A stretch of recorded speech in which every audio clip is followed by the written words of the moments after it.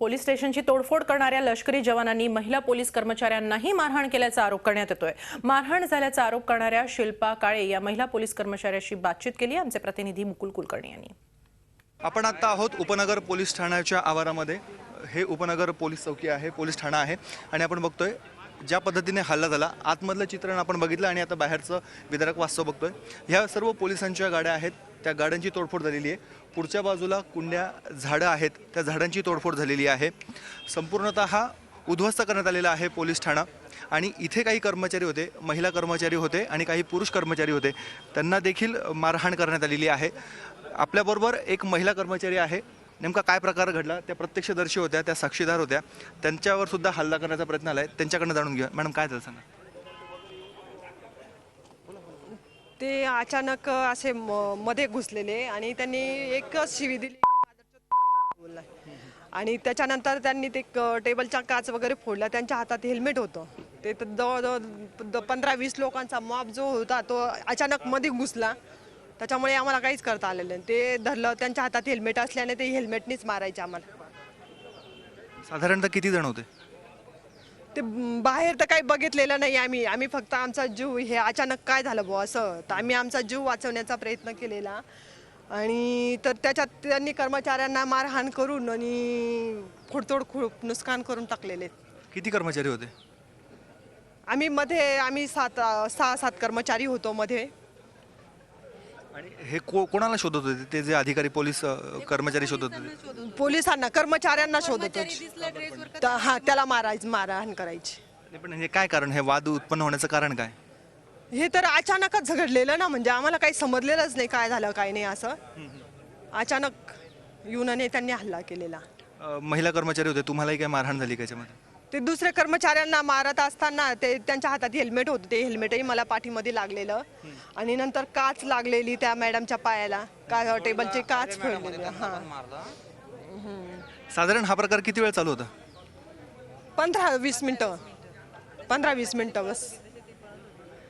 एकंदरीत आपण बघतोय पोलीस ठाण्याची पूर्णतः तोडफोड करण्यात आलेली आहे आणि आता पोलिसांनाच कुठेतरी संरक्षण देण्याची गरज या ठिकाणी निर्माण झालेली आहे। मात्र ह्या वादाचं मूळ कारण काय ते अद्याप स्पष्ट होताना दिसत नाही। व्हिडिओ जर्नलिस्ट लोकेश माळीसह मुकुल कुलकर्णी, झी मीडिया, नाशिक। संपूर्ण ही घटना नेमकी काय घडलेली आहे, सध्या तिथे काय स्थिती आहे जाणून घेऊया। आमचे प्रतिनिधी मुकुल कुलकर्णी आहेत आपल्याबरोबर। मुकुल, पोलीस दल आणि लष्कर खरं म्हणजे भारताचे, देशाचे, जनतेचे सेवक आहेत, मात्र हे दोन सेवक आपापसात भिडले। अत्यंत लांछनास्पद असा हा प्रकार घडलेला आहे। असं नेमकं एवढं मोठं काय घडलं होतं की लष्करी जवान इतके अरेरावीपणे वागले आणि त्यांनी चक्क पोलीस स्टेशनची तोडफोड केली? हेमाली, अतिशय क्षुल्लक कारण होतं। कालच्या रात्रीची घटना होती ती। एक गुन्हा दाखल करण्यावरनं काही भाजपचे नेते आणि हे लष्करी अधिकारी त्या ठिकाणी आलेले होते। त्यानंतर पोलिसांकडून त्यांच्याशी गैरवर्तणूक करण्यात आल्याचं तिथे चर्चा आहे। अद्याप तिथे फक्त लष्करी अधिकारी, आत्ताची महत्त्वाची बातमी ही आहे, तिथे 15 ते 20 मिनिटापूर्वी लष्करी अधिकारी उपनगर पोलीस ठाण्याच्या आवारामध्ये आलेले होते। त्यांनी संपूर्ण परिस्थितीची पाहणी केलेली आहे आणि ती पाहणी करून आता लष्कराचे अधिकारी तिथून निघून गेलेले आहेत। मात्र माध्यमांशी बोलायला त्यांनी टाळलेलं आहे। दुसरीकडे पोलिसांनी आता तातडीनं ॲक्शन घ्यायला सुरुवात केलेली आहे। पोलीस आयुक्त स्वतः जातीनं या सर्व घटनाक्रमाकडे लक्ष देत आहेत आणि 10 ते 12 जणांना, संशयितांना पोलिसांनी ताब्यात घेतलेलं आहे, अशी माहिती आता आपल्यापर्यंत पोहोचते आहे। आता याच्यावरून पुन्हा लष्करी हद्दीमध्ये असल्यामुळे हा त्यांचं न्यायालय वेगळं असतं, सिव्हिल कोर्ट वेगळं असतं, त्यामुळे ह्या सर्व संशयितांना पुन्हा त्यांच्याकडे दिलं जातं की काय, याबाबत अद्याप चर्चा सुरू आहे, अद्याप विचारविनिमय सुरू आहे। याआधी पण अशा प्रकारच्या घटना घडलेल्या होत्या। लष्करी अधिकाऱ्यांकडनं, लष्करी जवानांकडनं मूळतः धुमाकूळ घालण्याचे, देवळाली कॅम्प हा परिसर हा लष्करी हद्द म्हणून ओळखला जातो, मात्र तिथले नागरिक जे आहेत ते अत्यंत दहशतीमध्ये असतात या सर्व लष्करी जवानांच्या।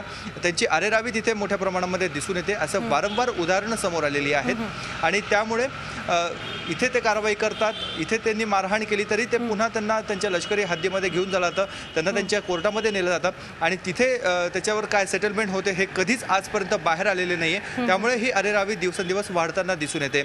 आता कालचा जो प्रकार झालेला होता त्या कालच्या प्रकारानंतर ह्या लष्करी अधिकाऱ्याला आणि एक भाजपचे नेते, त्यांचे नातेवाईकच आहेत, त्यांना दोघांना ताब्यात घेतलेलं होतं। त्यातले जे लष्करी अधिकारी होते त्यांना सकाळी 5:30 वाजता लष्कराच्या जवानांच्या सुपूर्द करण्यात आले होते, ते त्यांना घेऊन गेलेले होते।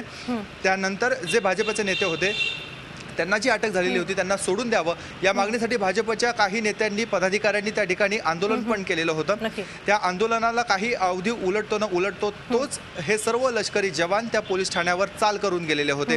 हा आतापर्यंतचा घटनाक्रम आहे. मात्र यामध्ये मूळतः असं म्हटलं जातं की पहिली चूक जी होती ती काही पोलीस जवानाची होती का, पोलीस अधिकाऱ्यांची होती का, ज्यांनी मारहाण केली असं बोललं जातंय.